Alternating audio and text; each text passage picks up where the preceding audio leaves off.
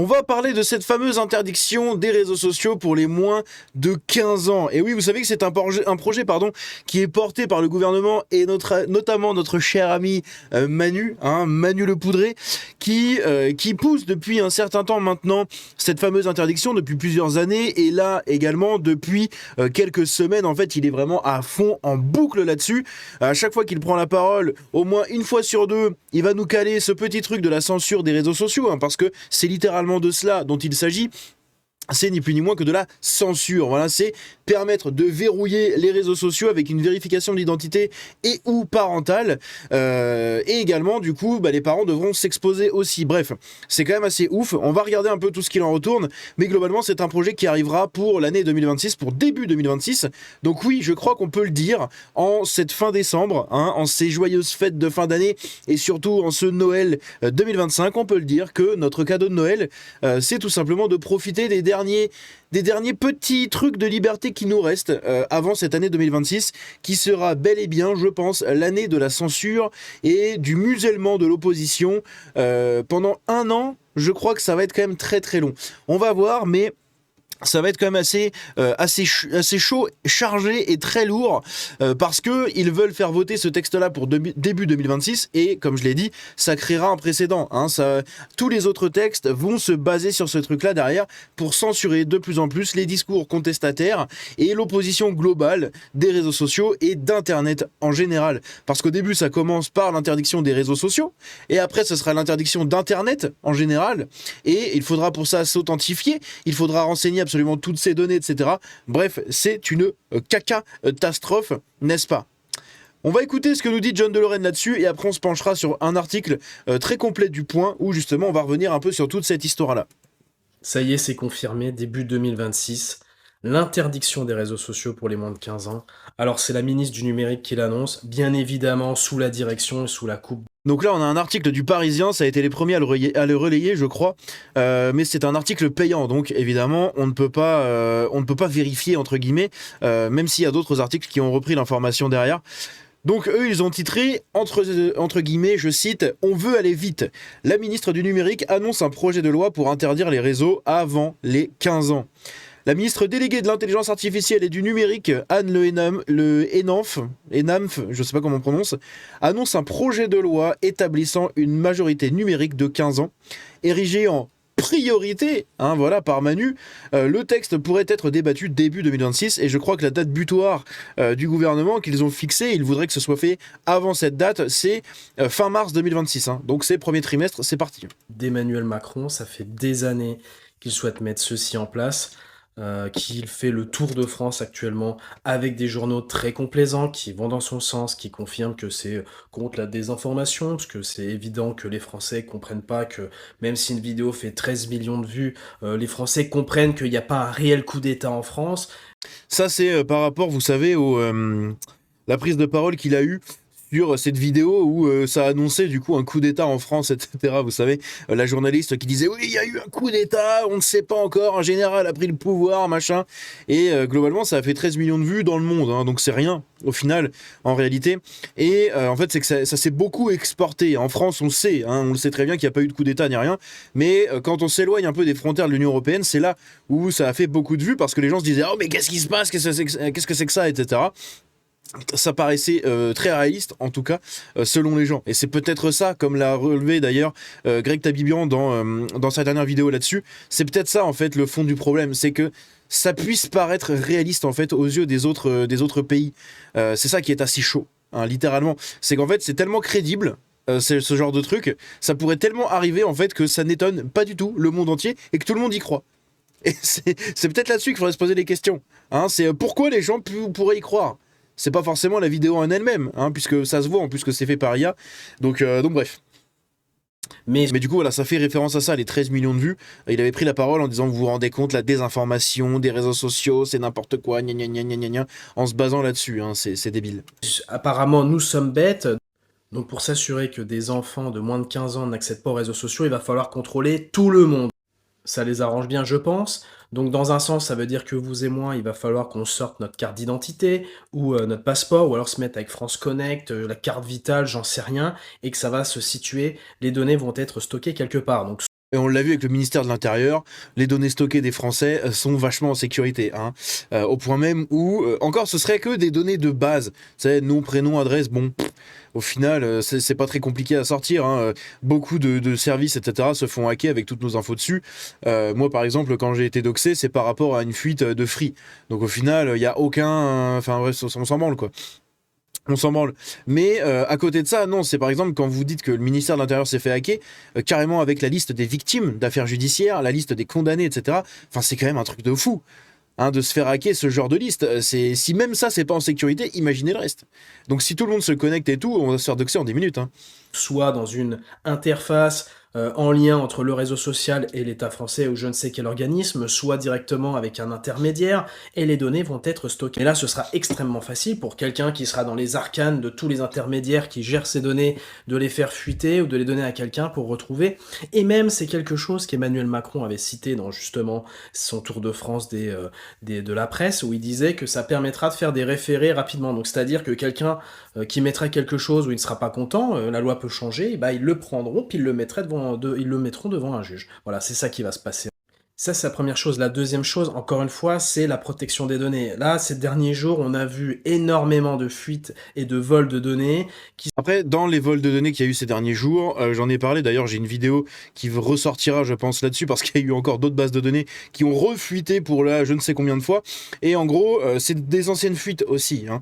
Il y a aussi des fuites qui datent de 2020, 2022, 2023 et qui refont surface en fait maintenant, où les hackers les remettent au jour. Donc t'as l'impression que tu te fais hacker dans tous les sens, mais la plupart c'est des vieilles fuites. C'est juste que c'est des trucs qui sont passés inaperçus à l'époque et qui maintenant, dans cet élan autour du hacking des services de l'État, en fait, du coup tout le monde est un peu choqué, hein. Entre les hôpitaux, la CAF, France Travail, SFR, il y a eu quoi d'autre aussi, je sais plus, il y a eu un autre truc, le ministère de l'Intérieur, enfin bon bref, c'est lunaire. Mais c'est quand même pas mal de vieilles fuites. Mais c'est là où justement, comme je dis, tu confies tes données en fait et ta vie numérique, on va dire, à un État qui ne sait même pas protéger les victimes, hein, et les dossiers judiciaires, etc. C'est quand même un truc de ouf. C'est c'est quand même incroyable. qui se promènent, donc c'est-à-dire que demain vous rajoutez justement ces données liées avec les réseaux sociaux et les identités des personnes, vous mixez tout, vous avez un truc parfait, être utilisé par des puissances étrangères, des gens qui seront espions ou des gens qui n'auront pas assez d'argent, qui vendront les données à des sociétés ou alors des puissances étrangères et ça se retournera contre nous. Et au final c'est une mine d'or parce que c'est-à-dire que là vous pouvez absolument, si vous êtes l'État et que vous êtes capable de mettre ensemble toutes ces données, vous êtes capable de voir exactement qui fait quoi, quelles sont les opinions politiques à un instant T. Pas besoin des sondages, tout est parfait. Vous contrôlez absolument tout. Vous contrôlez le narratif, en fait. Et c'est ça qu'ils veulent. Il y a un danger avec ces données. Il y a un danger, même en termes philosophiques, sur la liberté des Français. Et vous comprenez bien que demain, un État totalitaire, que ça soit la communauté de Macron ou un autre gouvernement qui change les lois, qui a accès à ces données, il fera absolument ce qu'il souhaite, en fait. Imaginez dans un univers, enfin dans un futur dystopique où Jean-Luc Mélenchon et toute sa clique de Gauliot là arrivent au pouvoir. Imaginez seulement qu'ils aient accès à toutes les données. Imaginez des gens comme moi et comme les dizaines, les centaines de milliers d'autres droitards, les millions d'autres droitards qui sont sur les réseaux, qui dénoncent pour X raisons, etc. Imaginez seulement ce qu'on pourrait subir. Hein, avec des Raphaël Arnaud qui seraient prêts à débouler avec 36 de leurs copains à chaque porte de chaque droitard partout en France. Parce que l'État aura toutes les données des gens. Ils sauront qui est derrière tel compte, qui est derrière telle entreprise, qui est derrière tel message, qui est derrière tel truc. Et là, vous allez me dire, les VPN. Et bien justement, on va y arriver dans les VPN et vous allez voir que c'est assez catastrophique. Mais ça sera dans l'article qu'on va regarder juste après cette vidéo. Vous mettez l'euro numérique en plus, vous êtes capable absolument de tout connecter avec le citoyen en direct et ça peut être un grand danger. Donc encore une fois, moi j'alerte là-dessus, je pense que c'est quelque chose où il faut s'opposer fermement et encore une fois, je pense pas que c'est pour protéger les enfants, mais plutôt pour arrêter toutes ces alertes qui sont lancées, tous les commentaires négatifs qui prouvent qu'ils sont mauvais et c'est absolument ça qu'ils souhaitent arrêter. Donc opposez-vous, expliquez-le et soyez vigilants. Et sensibiliser, encore une fois, je le répète, et je le répéterai jamais assez, prenez bien conscience des informations que moi et beaucoup d'autres on vous donne, on vous relaye, des analyses qu'on vous fait ou des avis qu'on vous donne. Prenez tout ça comme une nourriture, faites-en une tambouille, personnalisez et sensibilisez votre entourage pour que votre entourage derrière sensibilise son entourage, etc. etc. C'est une chaîne, c'est un maillon, il faut créer cette chaîne du bouche à oreille, de sensibilisation et de prise de conscience collective en fait. Les Français ont été endormis pendant très longtemps et moi je le sais parce que il y a encore 2 ans et demi, 3 ans, j'étais dans cette boucle en fait. J'étais totalement dans cette boucle avant les présidentielles de 2022 où j'ai commencé à voir que ça partait un peu en couille dans tous les sens. Avant ça, en fait, j'étais totalement dans cette boucle de l'endormissement citoyen fait par l'État et fait depuis ma naissance. Je suis né en 97, depuis ma naissance, je suis endormi par l'État sur plein de sujets, beaucoup trop de sujets en fait. Et quand j'ai commencé à découvrir Internet, j'ai commencé à découvrir beaucoup de choses, mais globalement, moi, j'ai été resté assez loin de la politique. C'était le truc du tonton raciste à la table, en fait, au repas de Noël et tout, c'était un peu relou. Mais derrière, en fait, tu te rends compte, quand tu ouvres les yeux, tu te rends compte que... Oh, et moi, j'ai eu cette révélation-là. Je suis littéralement tombé des nues. Je suis passé du mec apolitique qui s'en battait un peu les couilles au droitard comme je suis maintenant. Parce que, en fait, j'ai compris dans quel monde on vivait. À force de regarder des vidéos de gens, de m'informer, de comprendre des choses et de constater avec mes yeux, ce qui se passait, tu te prends une claque monumentale dans la gueule. C'est impressionnant. Tu te prends littéralement une claque monumentale dans la gueule. C'est impressionnant. Bref, donc ici on a le Sénat qui adopte à l'unanimité, c'est ça qui est incroyable, à l'unanimité un texte qui interdit l'accès aux réseaux sociaux pour les moins de 15 ans. Et justement on va lire ce qui est juste en dessous, voilà. Alors qu'Emmanuel Macron a promis la semaine dernière d'interdire les réseaux sociaux aux mineurs de moins de 15 ans ou 16 ans, le Sénat vient d'adopter à l'unanimité une proposition de loi portant la majorité numérique à 13 ans. Les mineurs de 13 ans et 16 ans, de 13 à 16 ans, devront recueillir l'autorisation parentale pour leur inscription sur un réseau social. Donc l'autorisation parentale, comment tu fais pour avoir l'autorisation parentale ? Eh bien, carte d'identité, messieurs, dames. Et c'est tout. Donc c'est ça qui est assez grave. Et derrière, on a un article du Point qui est très intéressant puisqu'il va un peu plus dans les détails de toute cette histoire-là et de cette censure en devenir qui arrivera du coup pour le début de l'année 2026, comme marqué juste ici. Voilà. Alors attendez, pourquoi ça me met pas ça ? Hop, voilà en favori, merci s'il vous plaît. Cet âge représente un symbole, l'interdiction des réseaux sociaux aux moins de 15 ans pour début 2026. La ministre déléguée à l'intelligence artificielle et au numérique, Anne Le Henanff, a annoncé vendredi un projet de loi interdisant les réseaux sociaux aux plus jeunes. Parce qu'il se cache derrière cette interdiction pour les mineurs pour tout simplement fliquer les parents et les droitards qui devront s'identifier pour montrer qu'on n'a pas 13 ans, voilà, qu'on n'est pas des gamins. Donc il va falloir montrer sa petite carte d'identité, n'est-ce pas ? L'Australie, pionnière dans cette démarche, a interdit les réseaux sociaux aux jeunes depuis le 10 décembre. Emmanuel Macron a décidé d'en faire, lui aussi, une de ses priorités. L'objectif, et ça c'est sa citation, écoutez bien ça, l'objectif est de déposer un texte du gouvernement en début d'année prochaine et de le faire voter dans les meilleurs délais. Ici, c'est vraiment ça l'information à retenir dans ce truc, c'est les meilleurs délais. Il faut que ce soit fait au plus vite, s'il vous plaît, les parlementaires, il faut que ça soit voté au plus vite. C'est ce qu'il avait déclaré début décembre.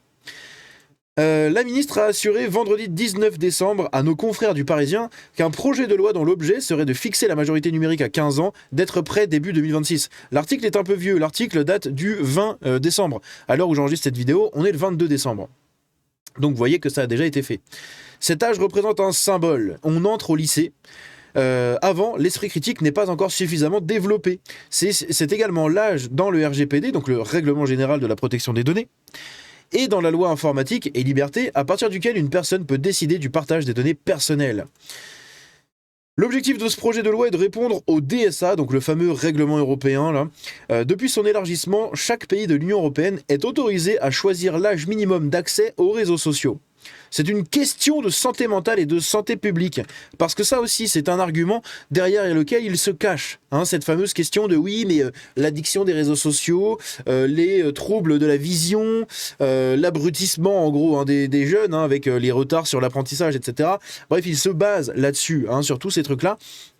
Oui, derrière les réseaux sociaux en eux-mêmes, il y a une forme, évidemment, ça c'est une réalité, il y a une forme d'addiction, et c'est fait exprès, hein, c'est littéralement ça, c'est fait exprès du coup pour que les gens soient accros aux réseaux sociaux, qu'ils restent sur les réseaux, qu'ils fassent des vues, qu'ils consomment les trucs, etc. Mais à côté de ça, les écrans et Internet en général ne doivent pas être tout simplement synonymes d'addiction à 100% sur plein de choses. Je veux dire, Internet, c'est génial pour plein de trucs. Vous allez sur YouTube, eux, ce qui les dérange, c'est quand vous allez sur YouTube et que vous consultez du contenu politique qui est à contre-courant du narratif, voilà, de la doxa, du truc en général, du narratif global qu'ils veulent nous faire passer. Si vous consommez du contenu qui est opposé ou qui critique ça, vous êtes un dangereux spécimen. Si vos enfants consomment les contenus proposés par Macron et BFM TV, là tout va bien. Là, tout va bien, vous n'avez aucun souci de santé mentale. Et à côté de ça, tous les gens qui s'informent, comme moi je l'ai toujours fait, hein, depuis les débuts de YouTube, je consomme YouTube tous les jours, je suis vraiment drogué à YouTube, hein, littéralement, parce que c'est une mine d'informations, une mine de culture également, et je ne suis pas que de la politique sur YouTube, je consomme plein de choses. Je consomme beaucoup de musique, je consomme beaucoup de culture générale, je consomme beaucoup de contenu historique. Donc, c'est aussi très important. Et YouTube est un réseau social, mais tu ne te fais pas abrutir. Hein. Il faut arrêter de dire ça. Tout dépend ce que tu regardes, encore une fois. Ceux qui regardent que des vidéos TikTok à la con, oui, ils vont finir abrutis, mais c'est TikTok, tout le monde le sait. En revanche, les autres réseaux sociaux, ça ne t'abrutit pas forcément. Ça peut te rendre accro, oui, mais ça ne t'abrutit pas forcément. Et eux se basent là-dessus, justement, sur cette question de santé mentale, de santé publique. Désolé pour ce long monologue, mais c'est vraiment un des arguments qui revient très très souvent là-dessus. Oui, mais la santé mentale, machin, c'est un problème de santé publique, l'addiction aux réseaux sociaux, etc. En fait, ils font un cocktail global de tous les réseaux et ils les mettent tous dans le même sac, ce qui est assez ridicule. Bref. Ainsi, cette démarche permettrait, pour moi, les réseaux sociaux les plus addictifs et les plus désastreux pour le cerveau, c'est con, hein, mais c'est TikTok et Instagram. Voilà, c'est tout. Derrière, tu regardes YouTube. C'est pas, pour moi, c'est pas un réseau social qui nuit en fait au cerveau, étant donné que tu choisis le contenu. C'est pas l'algorithme qui te propose ton contenu. Hein, tu cliques ou tu ne cliques pas. Comparé à TikTok où tu scrolles jusqu'à attendre quelque chose qui va te révéler un peu de plaisir pendant 3 secondes et hop, tu repasses au suivant. Voilà, tu fais que ça. Instagram, c'est pareil. Sur YouTube, il y a les shorts, mais je veux dire, le gros de YouTube, c'est aussi la consommation derrière de vidéos longues. Et ça t'en propose plusieurs. Tu cliques sur la vidéo, tu peux explorer les chaînes des gens, etc. Donc pour moi, c'est un peu moins nocif. Mais enfin bref. Ainsi, cette démarche permettrait de mieux protéger la jeunesse des algorithmes addictifs de réseaux sociaux comme Instagram, TikTok ou Snapchat. Bah voilà, j'avais pas du tout lu la dernière ligne, je vous jure, sur la tête de mes filles, et pourtant, tout est là, en fait, tout est là, et Snapchat. J'oublie ce réseau, Snapchat, moi j'y suis que pour parler avec un groupe, c'est tout. Mais je consomme jamais Snapchat en termes de contenu, etc. Mais je sais que Snapchat est un... De toute façon, c'est les réseaux catastrophiques, hein. Moi j'appelle ça les réseaux cassos, parce que la grande majorité des gens qui sont sur ces réseaux-là, c'est des cassos, hein. Littéralement, il y a une minorité de gens qui sont là-dessus, mais la grande majorité, c'est des influenceuses un peu teubées, c'est des tocards un peu teubés, des jeunes cassos un peu teubés qui ne savent même pas faire 2 phrases en français sans dire de la merde, et des racailles et des trucs comme ça. Donc en fait, c'est pas très intéressant, hein, littéralement, ces réseaux-là. Ça mériterait d'être plus intéressant, mais bref. Et ici, justement, on va parler des VPN. Parce que les VPN, c'est quelque chose aussi où beaucoup de gens se cachent derrière en disant « Oui, mais moi j'aurais qu'à activer mon VPN et je suis sauvé. » Et peut-être pas. Hein, peut-être pas, parce qu'ils vont pousser le vice jusqu'au bout. Elle a déclaré « On sent chez beaucoup de parents qu'il y a un malaise, quelque chose d'angoissant ou de dangereux, dans certains cas, explique Anne Machin. Mais cette interdiction pourrait être contournée par les VPN, voilà. Ça, les VPN, vous allez voir que c'est assez ouf. Donc les VPN, des réseaux privés virtuels, etc. Tout le monde connaît, hein, Virtual Private Network. Pour faire face, la ministre déléguée à l'intelligence artificielle et au numérique envisage de travailler avec les fournisseurs de VPN et les opérateurs, de téléphonie mondiale. Oui, ils vont potentiellement faire pression sur les opérateurs de téléphonie mondiale et les fournisseurs de VPN pour leur dire « Ok, vous voulez pas collaborer pour tout simplement soit interdire le contournement par des VPN ou alors nous donner toutes les informations des gens qui sont derrière des VPN, eh bien on va vous bloquer l'accès au pays ou on va vous bloquer l'accès à je ne sais quoi, etc. Et ça foutra le bordel. Donc ils vont essayer de faire pression avec ça, hein, parce que on va travailler avec les fournisseurs, hein, on va les obliger. Voilà, c'est comme ça qu'il faut l'entendre. On va les obliger, on va leur prendre la tête, on va les mettre contre un mur, on va faire « tu écoutes ». La consigne. Voilà, tu écoutes la consigne de Manu. Voilà, c'est Manu qui décide.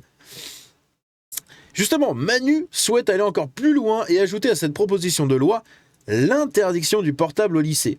Plusieurs collèges expérimentent l'opération portable en pause cette année. Je dirais qu'avec ce projet de loi, on frappe fort, on veut aller vite. Alors, je ne suis pas pour interdire le portable au lycée. Je suis pour l'interdire dans les classes, comme c'est déjà le cas normalement dans tous les règlements intérieurs. C'est interdiction des téléphones. Voilà, là-dessus je suis d'accord.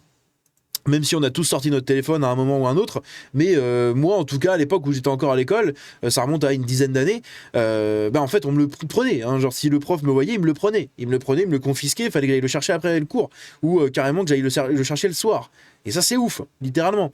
Alors que là, vous avez des cas où maintenant dans beaucoup de classes en fait les gens sont sur leur portable pendant le cours, ils écoutent même plus, les profs n'ont plus aucune autorité sur ça et moi c'est quelque chose que je trouve catastrophique. De là à l'interdire au lycée de manière globale, je trouve que c'est un peu débile. Déjà parce que on sait jamais s'il y a un problème. Imaginez un jour, je sais pas moi, une fuite de gaz dans un collège, le gaz explose, il y a une explosion dans un lycée, dans un truc, il faut que les gens puissent, enfin les gosses puissent appeler les secours, puissent communiquer avec d'autres gens. Enfin je sais pas, j'imagine le pire des cas, mais tu peux pas interdire le téléphone au lycée, interdis-le dans les cours, et en mode si on te chope avec ton téléphone dans les cours, on te met un 0 à ta prochaine note, par exemple, ou on te fait genre une giga punition, une giga truc, quelque chose comme ça, où t'es exclu, par exemple, t'es exclu du reste de la journée, voilà, donc tu te fais choper ton téléphone, t'es exclu. Et tu te manges un 0 après. Donc globalement, tu vas moins faire le malin. Hein, et ça va. À part les cassos et les racailles, globalement, tout le monde va se tenir à carreau en fait. Donc c'est ça qu'il faut voir là-dessus. Mais bref, je sais pas. Vous me direz votre avis, ça fait 21 minutes de vidéo. Je voulais pas faire trop long non plus, mais j'ai essayé d'aller un peu dans le fond de mon raisonnement. J'espère que ça vous a intéressé et intrigué. Mais voilà, pour moi, l'année 2026 va vraiment commencer sur des chapeaux de roue, hein, avec cette petite censure au niveau de l'interdiction des réseaux, qui sera bel et bien actée, hein, littéralement. On a hein, le Sénat qui adopte à l'unanimité le texte qui interdit comme ça. Donc ça va être un peu compliqué, hein, n'est-ce pas? Et ça a été fait du coup le 12 décembre. Le 20, ils ont communiqué comme quoi ça allait vite. Et actuellement, c'est toujours en chemin, hein, donc ça va arriver, ça arrivera. Les réseaux sociaux seront interdits pour les moins de 15 ans, mais il faudra voir du coup les limites de ce truc-là derrière. Mais évidemment, nous, on va prendre tarif, hein, et vous aussi qui regardez vos contenus, parce que derrière vos pseudos, les gens dans les commentaires, ou derrière votre historique de visionnage de vidéos YouTube et de trafic sur Internet, eh bien vous serez fichés aussi, hein, vous serez fichés et espionnés, pardon. Et vous serez potentiellement aussi en danger. Donc c'est ça qui est assez ouf. Bref, n'hésitez pas à me dire ce que vous en pensez de tout ça. N'hésitez pas à me donner vos raisonnements en commentaire. Vous savez que je lis une grande partie des commentaires. Je peux plus tout lire maintenant les commentaires, mais j'en lis encore une bonne partie. Donc n'hésitez pas à me donner un peu vos pistes de raisonnement, etc. Et ce que vous en pensez de tout ça là-dedans. N'oubliez pas le petit like avant de partir. Et on se dit à la prochaine. C'était Django. Ciao.